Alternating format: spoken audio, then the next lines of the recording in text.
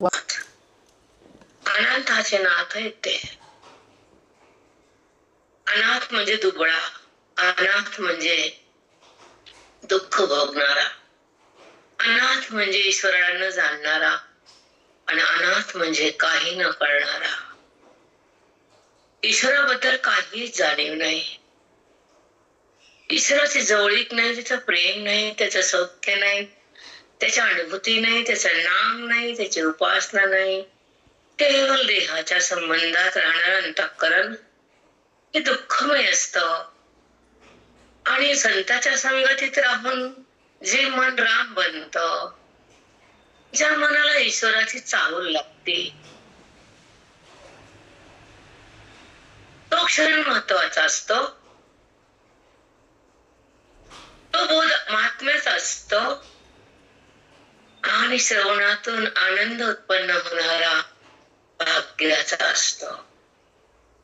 श्रवणाच्या माध्यमातून अंतःकरणामध्ये आत्मानंद भोगणारा महामुनी असतो. त्यांनाच ऋषी मुनी म्हटलंय, जो की मननात राहता श्रवण करतात, आपल्या स्वरूपाच्या स्थितीला अनुभवतात, आपल्या महिमेतच राहतात, सगळ्याचा त्याग करून अरण्यात जाऊन हिमालयात राहून ते वैभव पाहतात. ते आत्मवैभव, ते आत्मस्वरूपाचा आनंद परमानंद असतो. आणि बुद्धीच्या बाधानंतर, श्रवणाच्या शक्तीनंतर, संताच्या संगतीनंतर, वेदाच्या भक्तीनंतर हृदय राम बनतं, अंतःकरण हे विगळून जातं, वृत्त्या हे ईश्वरा समर्पित होतात, व्यवहार हा मिथ्या ठरतो, परमात्मा हा प्रगट होतो, आणि संताचा सहवास लाभतो, तर सद्गुरु त्यांना बोधात नेतो, आणि आयुष्य सफल होतं, जगद्भावंद होतं, परमात्म्याचा अनुभव येतो, निराकार अवस्था प्राप्त होती, आणि विकाराची स्थिती समाप्त होती. ही बोधाच्या ज्ञानाची रीती, ही वेदाची संपत्ती, ही अनुभवाची स्थिती, हे मोक्षाची रीती, ही साध्याची प्राप्ती. म्हणून साधूच्या संगतीत बोध हवा. म्हणून साधू बोध झाला माऊली म्हटले. साधू बोध झाला नरुनी आठेला. जसं घरात पुत्र झाला, वंश पुढे गेला, ते सुख, ते पैसा, ते कुल सगळं पवित्र, अपवित्र नाही.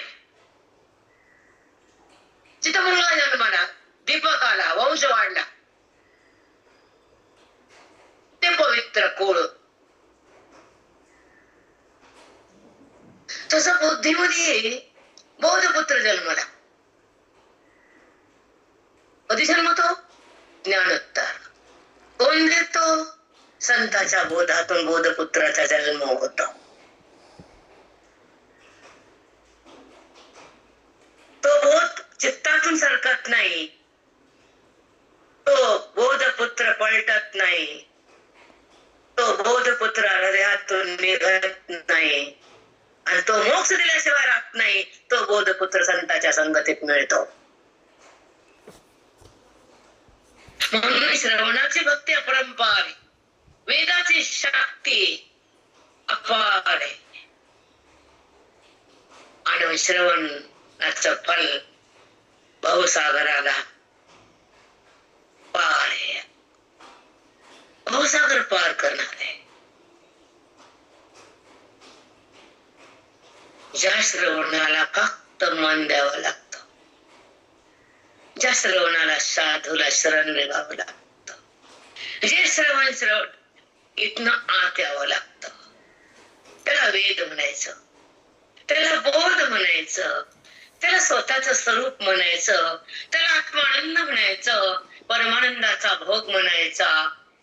तोच मार्ग ज्ञानाचा, लाभ मोक्षाचा, सुख अभेदाचं, प्राप्ती हरीची, स्थिती आनंदाची, आणि भेट तत्वाची. हे श्रवणाचं फल आहे. हा वेदाचा कस आहे. ज्ञानाचा रस आहे, आत्मरस. जो की हृदयातून अंतःकरणात आणल्या जातो, वेद मांडल्या जातो आणि ईश्वराचा अनुभव येतो. तोच महात्मा होतो, न की इतरत्र कुणी. म्हणून माऊलीचं ज्ञान आघाद आहे. ओवीचा बोधाचा अंतःकरणावर प्रघात आहे. तेव्हा ओवीचे शब्द ठसतात आणि अंतःकरण जागं होतं आणि लाखो जन्माचा अविद्येचं घाण निघून जाती आणि ईश्वराची जाणीव सुरू होती. वृत्ती देहातून अलग होती. ही वैराग्याची स्थिती. ती देहाला सोडती. वैराग्य भगवंताकडे जाती. विवेक त्याला पाहती. श्रवण अनुभव घेती. मनन त्याची होती. मोक्ष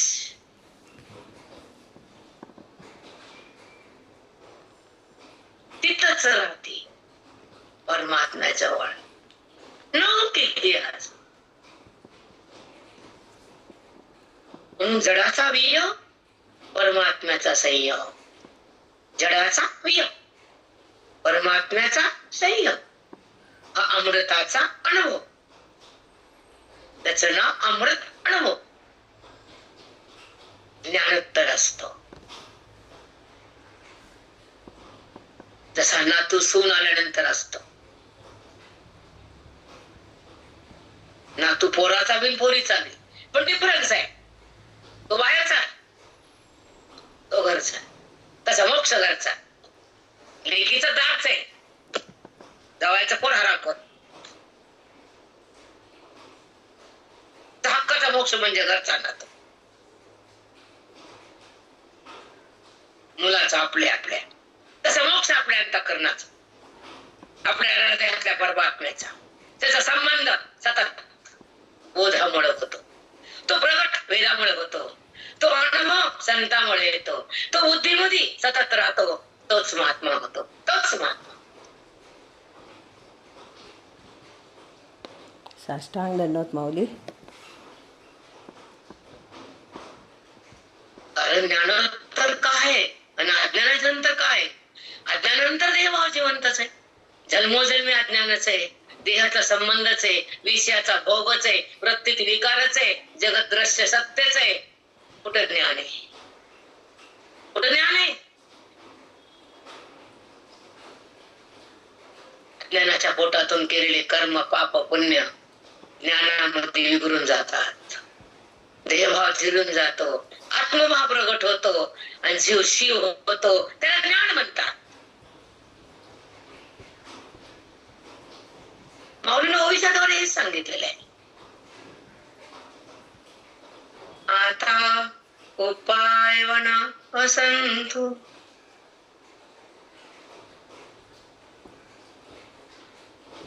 अमृत अनुभव म्हणतात. हे तुमच्या मना अमृत अनुभव वाजला गेला, नंतर जात नाही माझा. उपाय वन वसंत. वसंत म्हणजे सद्गुरु. उपाय काय करू आता? जो आत्मेचा आहे वतंत.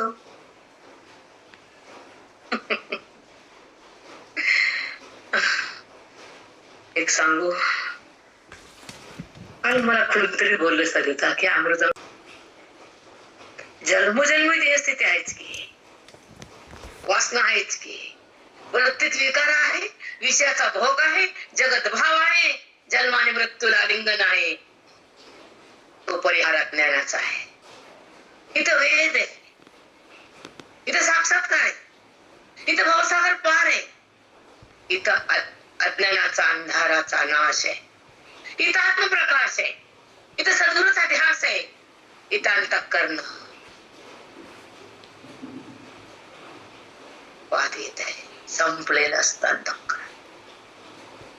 बोधाने विगळत, ज्ञानाला राम बनत, वेदाकडे जात आणि रामाला पाहत, रामच होत.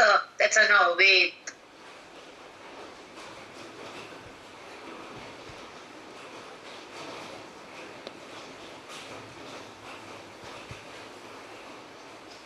कळालं? नाही. सुंदर माऊली. खूप छान, खूपच सुंदर बोलताय. वेद मध्ये म्हणजे काय? श्वासातून का आले वेद? अपरुष आहे वेद. भगवंताच्या श्वासातून प्रगट झाले चार. अपरुष आहे, त्याला कोणी लिहिलं नाही, स्वयंभू आहेत ते. त्याचं ज्ञान त्या वेदातून सर्व काही सगळं सांगितलं आहे. पण वेद लोपलेत, झाकलेत जगातल्या महाराजांना. वेदाचं ज्ञान नाही, स्वरूपाचा बोध नाही, अविद्येचा नाश नाही, देहाचा बाध नाही, वृत्तीचा विकार थांबत नाही, आकार संपत नाही, आत्मभाव जागा होत नाही. कोणता परमार्थ आहे? कोणता आहे? सकाम फक्त मागायचं ईश्वराला. अरे राम,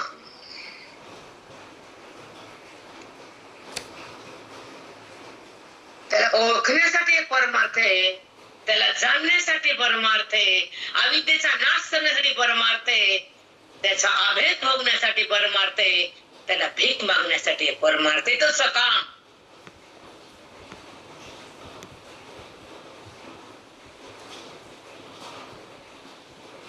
हो माऊली. त्याच मागावं का त्याला मागावं? त्याचं मागावं माऊली, त्यालाच मागावं.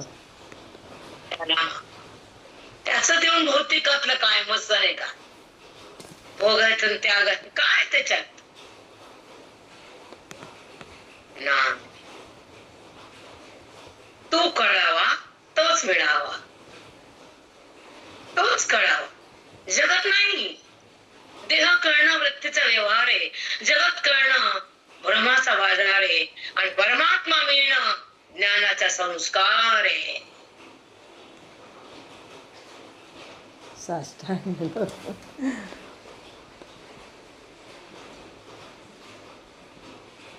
जगत कळत आहे खोट, देह कळत आहे, देह मी कळतो ना बुद्धीला. परमात्मा कुठं कळतो? कर्म मी केलं वाटतं, पोथी मी वाचली वाटतं, तीर्थाला मी गेले वाटतं, साधून म्हणलं तीर्थ धोंडा पाणी. चला बोला आता. देव रोकडा सज्जनी,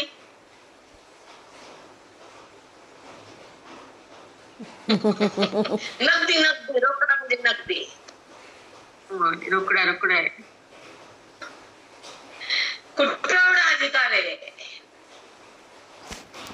म्हणून चिंतन करायचं, बुद्धीनं श्रवणाचं मंथन करायचं, संताच्या संगात राहायचं, वेदास पाहायचं, जगत भावातून निघायचं, आत्मभावाला भोगायचं, वैराग्यात जगायचं, ईश्वराला बघायचं, जीवन मुक्त व्हायचं, सुखाच्या शेजारी राहायचं, सुखामध्ये मिसळायचं, दुःखाला त्यागायचं, वृत्तीला सोडायचं, अनुभवामध्ये थांबायचं, मी कोण हे कळायचं, परमानंदाला मन मिळवायचं, ऐक्याचा भोग घ्यायचा आणि ईश्वराचा संबंध प्राप्त करायचा. त्याला संत म्हणायचं, त्याला ग्रंथ म्हणायचं, वाणीला वेदांत म्हणायचं, आणि बुद्धीला आत्मचिंतनात ठेवायचं, त्याला साधू बोलायचं. बापरे, साष्टांग दंडवत माऊली.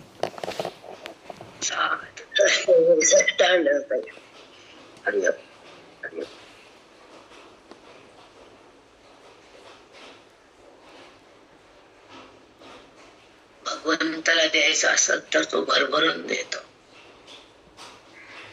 शांत करायचं असेल तर तोच करतो, जीव भावाला बंद करणारा संतच असतो, वेदांत हृदयात थांबवणारा ग्रंथच असतो, मी कोण हे समजणारा जीवन मुक्तच असतो, जडाचा संबंध धरणारा पापीच असतो, जगत भावात जाणारा लोभीच असतो, जगताचा बात करणारा ज्ञानीच असतो, स्वरूपाच्या रंगात रंगणारा अनुभवीच असतो, जगत भ्रमात मध्ये राहणारा कनिष्ठ असतो. कनिष्ठ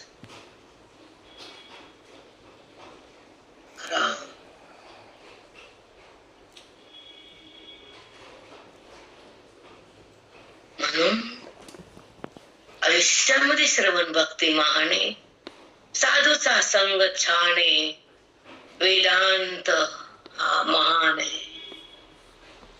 आत परमेश्वराची जाणे, बुद्धीमध्ये देहाचे नाही घाणे. कारण देहाचा संबंध हेच वृत्तीची गाणे.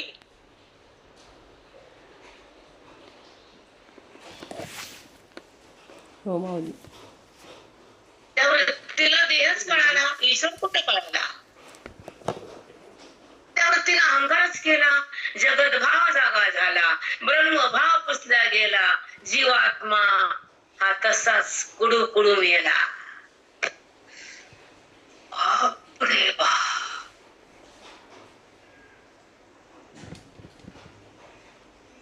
झिजून मरायचं असेल, कुडून मरायचं असेल तर अज्ञानात जगा. पण त्या ईश्वराला भजून त्याच्या सोबत राहायचं असेल तर ज्ञानाकडे या. आयुष्याचं सार्थक सोनं करायचं असेल तर परमानंद घ्या, नाहीतर मातीत जा मी करून. दुसरं काय. आयुष्यात जर बंधन टाकलं नाही, आयुष्यात श्रवण भक्ती केली नाही, परमात्म्याची प्राप्ती झाली नाही, जन्म मृत्यूची रांग थांबत नाही. जिथं वेदांत कळत नाही, श्रवण मिळत नाही, अंतरातला अंतर्यामी प्रगटत नाही, तर तुझ्या हातात हात भगवंत येतच नाही. किती बोंबल.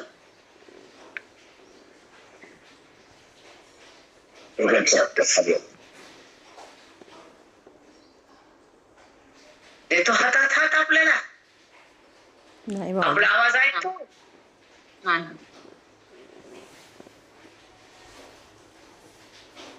अर्थ दुःखी देवा, त्या देहातून मी कधी सुटाल. विठ्ठला, मी तुला कधी भेटल. तुझ्या चरणावर मस्तक कधी ठेवाल. तुला आलिंगन कधी देईल. बुद्धी तुझ्या आपाशी कशी राहील रे, सांग ना मला. बोल विठ्ठला, आबोला करू नको. तू माझ्याजवळ आहेस तर लपून राहू नको. तुझा माझा अभेद आहे तर माझ्यात भेट ठेवू नको. विठ्ठला, का केला आबोला. बोल ना मला, बोल मला. तू दूर का केलंस रे. तुझं माझं अंतर संपव, वृत्तीला बाजूला कर. तुझा माझा अभेद प्रगट कर. तुझा स्पर्श भोगू दे, तुझा आनंद चाकू दे, परमानंद भोगू दे. मला अभेदात येऊ दे ना, देहात राहू दे नको. नको. देहभाव बंद करण्याला वेद आहे, आणि वेदाचा रूप तो हरे श्री हरी. म्हणून हरी ओळखणं, हरी म्हणणं, हरी होणं, हृदयात त्याला पाहणं जीवन मुक्ती. मंदिरात पाहणं भक्ती. देहाला माझं म्हणणं अविद्येची स्थिती. जडामध्ये थांबणं पापाची वृत्ती. विषयाचा भोग अविरा, अविद्येची स्थिती. भोग परमानंदाचा, भेट हरीची, स्थिती ज्ञानाची, निवृत्ती अज्ञानाची, प्राप्ती विठ्ठलाची, अनुभूती आनंदाची, आणि स्थिती वैराग्याची असावीच. धन्य माऊली, धन्य माय, धन्य कर. जेव्हा आपण विठ्ठल विठ्ठल विठ्ठला, हरी ओम विठ्ठला. मग त्या विठ्ठल ओम का लावलं. कारण तो ओंकारातून त्याचं मूळ आहे. विठ्ठल दिसणारा हा भक्तीचं कोळ आहे.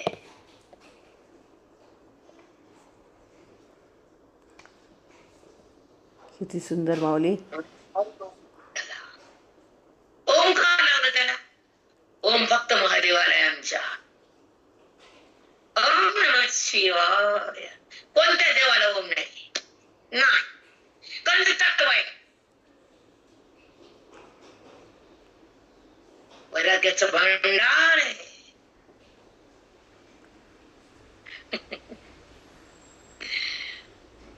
म्हणून त्या शिवाला विठ्ठलाने डोक्यावर घेतलंय.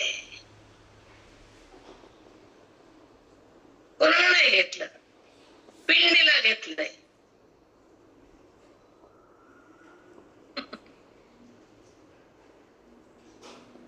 कारण जो पिंडी आहे ते ब्रह्मांडी आहे. म्हणून त्याला बघा मला जाणार. बघा विठ्ठलाची डोक्यावरची मूर्ती कशी पिंड आहे. नीट बघत जा मूर्ती, नीट बघत जा, टोकापासून पायापर्यंत बघत जा. डोक्यावर कुणाला घेतले? महादेवाला. सांगा कुणाला? महादेवाला. का घेतले? महान व्यापक आहे, तत्व आहे, एक आहे, तो मी दोन नाही. हरी हरी एक आहे. याचं प्रतीक विठ्ठल आहे. म्हणून ते पण ब्रह्म आहे. त्याच्या हातात बंद आहे. मागायचं नाही, द्यायचं नाही, घ्यायचं नाही. फक्त मोक्षासाठी उभा टाकले. वाढ करायची वाट बघताय. ऋषीच्या सुगंधात बेधुंद होते. त्याला दुःख लागतंय. अभिर वैराग्याचं प्रतीक आहे. काही नको, ये मला भेट दे, मोक्ष घेऊन जा घरी. आनंदाच्या द्वारी म्हणजे पंढरी. किती छान माऊली.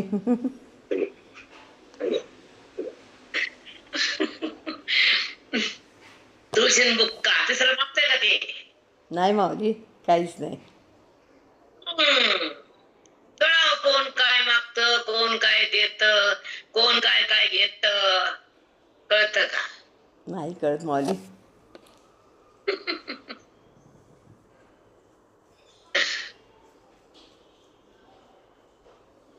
अबीर गुलाल उधळी तरंग,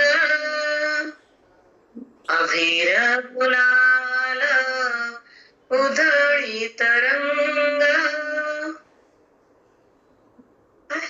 एक मिनिट. नाचे श्री नाता घरी नाचे माझा सखा पांडुरंग, सखा पांडुरंग. कुणाच्या घरी नाचतो? नाथाच्या म्हणजे संताच्या. तुमच्या आमच्या नाही. ते काम आहे का ते कुठे हिंडायला?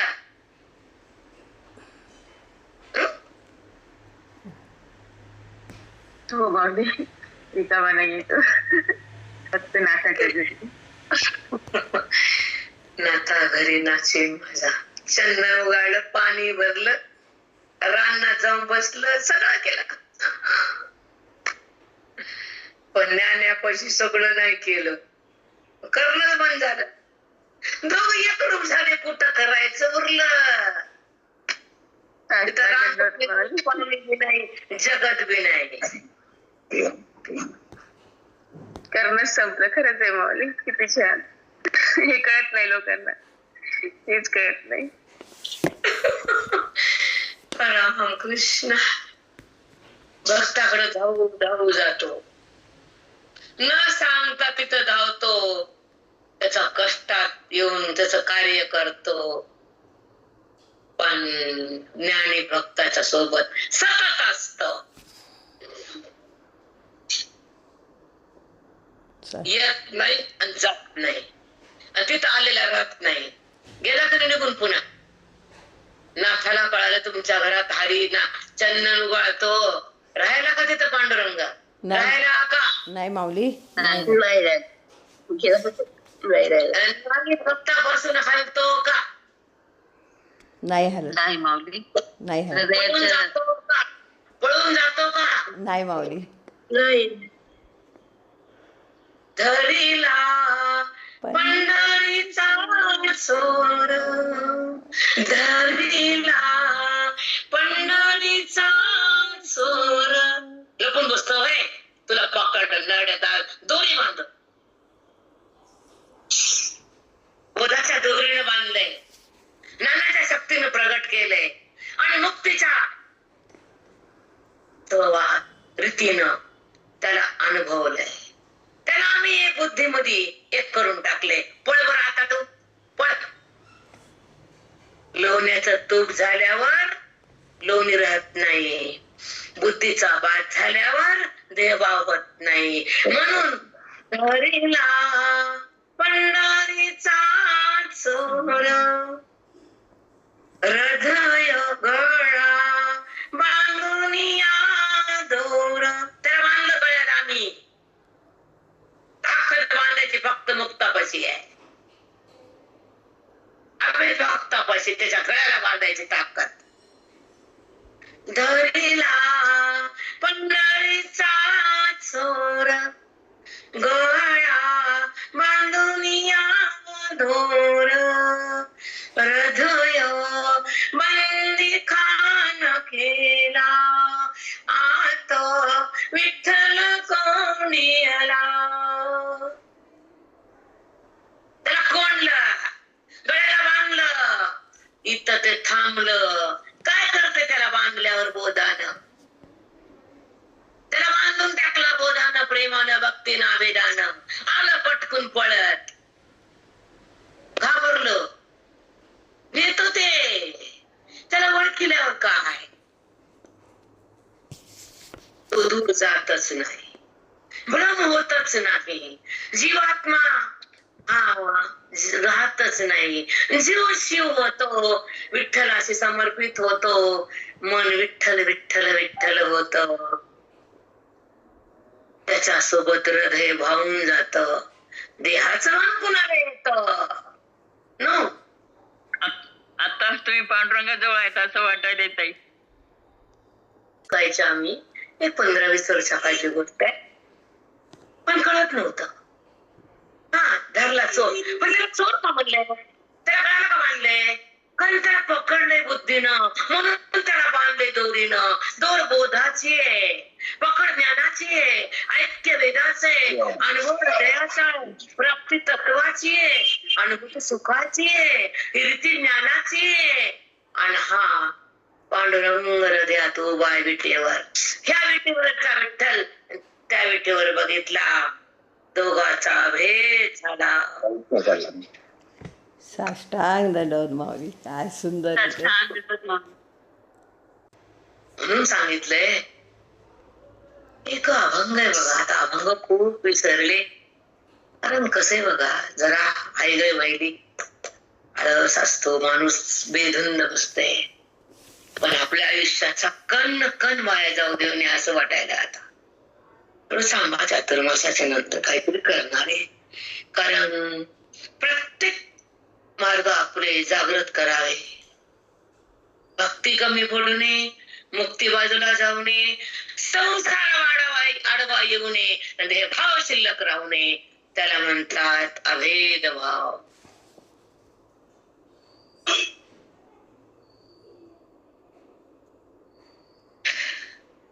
साष्टांग. हो माऊली, खूप सुंदर होत आहे. मग त्याने तुम्हाला अभंग सांगते बघा विठ्ठलाचा. आता काय वारी चालली, माझं मन कासायच वालं, प्राण तगमग व्हायला, मी चुकले, वारीला गेल नाही, वारीला गेल नाही. पोऱ्या तुकोबा रथात आहे, देहाच्या रथात पण आहेत ते आत्मरूपान. त्यांच्या पालख्या बघून रडायला येतं, धड धड पाणी खाली येत आहे. आपण घरी आव्हान असं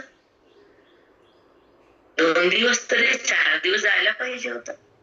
तो गजर पाहायला पाहिजे होता, आनंदाचा गुलाल उधळायला पाहिजे होता, माऊली सोबत 2 दिवस प्रवास करायचा होता. जाऊ दे म्हटलं, वा पंढरपुरात तरी जायला यायला, माझ्या आईने माझं काम केलं. कधी रूम म्हणलं की लगेच तयार असते, मला काही अडचण आणत नाही माझा विठ्ठल. लगेच डबा झाला, लगेच सगळं. अरे नारायणा, फक्त एक इच्छा तयार ठेवा, तो देतो. पण आपण इच्छा संसाराची करतो, मरतो. देवा हे दे, नातू दे, पंतू दे, आणि मला फुलं भाऊ दे. मातीत जातो आता फुलं भाऊ. रामराम माई, अगदी बरोबर आहे. इच्छा केल्यावर देतोच, तो देतोच. तो अफाट देतो. आपण संसाराची इच्छा घेऊन नाचतो आणि शेवटी मरतो तिथंच संसारातच. माझ्या लेकीला हे, माझ्या पोराला ती, माझ्या ढोराला ती, का तिथंच मरतात. नको स्वतःच कल्याण नाही, हाताला धर्म नाही, काय नाही, सगळं समर्पित त्यालाच दे. आणि यमाच्या हाती जा तिकडच. कुठं जाणार तू? वासना, घर, हे आवडते, हे विनती बी आवडू दे. तर आवडणार आहे हे पोरच. तर पुन्हा काय आवडे तुला? नाही, मग सगळंच आवडायचं पुन्हा तिसऱ्या दिवशी.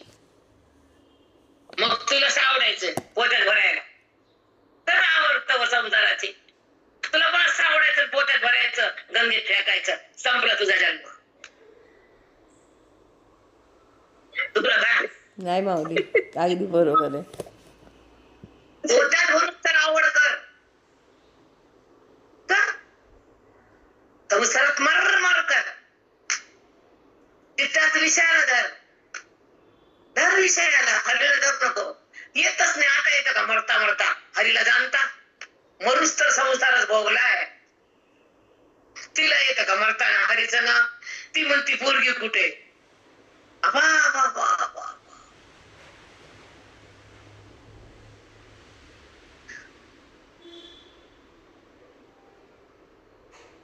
एक बोलते शांतर सॉरी करून बोलते.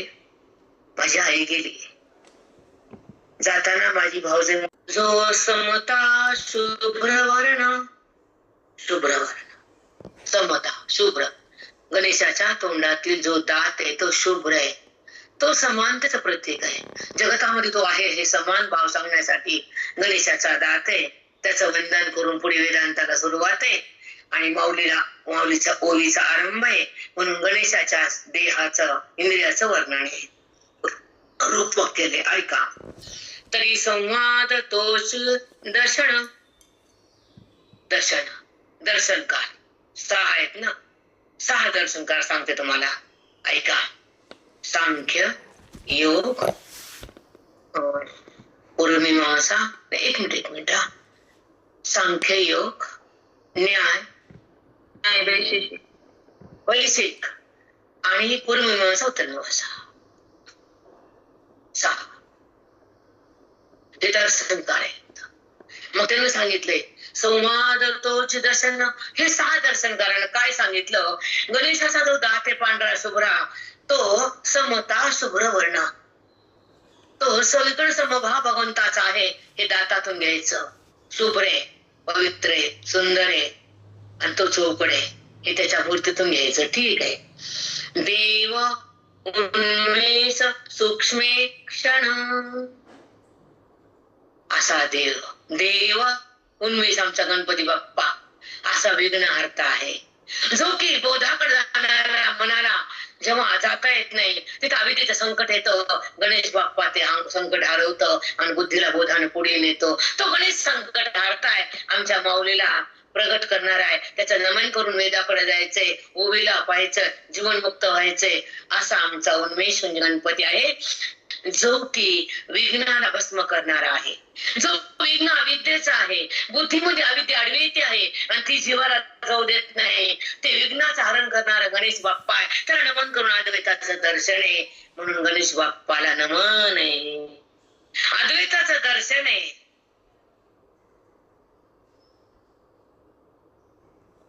खूप छान माऊली. राम. एक इच्छा आहे बघा, की सतत चिंतनात राहावं, फक्त खाण्यापुरतं वृत्तीवर यावं. असं होत नाही आम्हाला. काही करू नये. आता काय राहिलं आमचं? कुठला प्रतिबंध नाही, कुठला अपेक्षा नाही. कुणी काय घरात केलं का, न केलं का, बाहेर गेलात का. देव उन्मेष सूक्ष्म क्षण. तो गणपती बाप्पा विघ्नराज आहे. अज्ञानाचे विघ्न भस्म करतो, सूक्ष्म दृष्टी देतो आणि तो आपल्या आपल्या आत असलेल्या परमात्म्याची जाणीव करून देतो. तो गणपती बाप्पा आपल्याला सहकार्य होतो. म्हणून त्याला नमन करून माऊली ओवीकडे नेतात. त्याला श्रवण मनन म्हणतात. विघ्नराजू. सुंदर माऊली. काय शब्द, विघ्नराज, विघ्नाचा हरण करणारा राजा माझा बाप्पा. काय शब्द येतो. आधी काहीच कळत नव्हतं, खरंच काही कळत नव्हतं. चला टाइम संपला. एक ओवी वाजते आणि थांबते. माझं अवगमलिया दोन्ही, माझं अवगमलिया दोन्ही, मीमांसा श्रवणस्थानी बोधामृत मुनी आली सेविती, आली सेविती. प्रमेय प्रवाल सुप्रभ, प्रमेय प्रवाल सुप्रभ, द्वैता अद्वैत तेज निकुंभ, हरिसे एकवटती इव मस्तकारी, मस्तका. ऐका पुढची ओवी. उपरी दश उपनिषदे जे उदार ज्ञान करते, ते कुसुमे मुकुटे सुगंधे शोभती भली. सांगा बरं, वाचतो का आपण ज्ञानेश्वरी अशी. नाही माऊली. आकार युगल, आकार चरण युगल, उकार उदर विशाल. गणपती बाप्पाचं उदर मोठं आहे, डेरी मोठी आहे.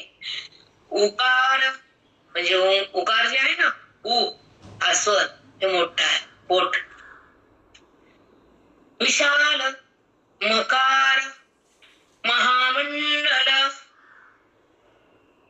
महेश्वर मकार.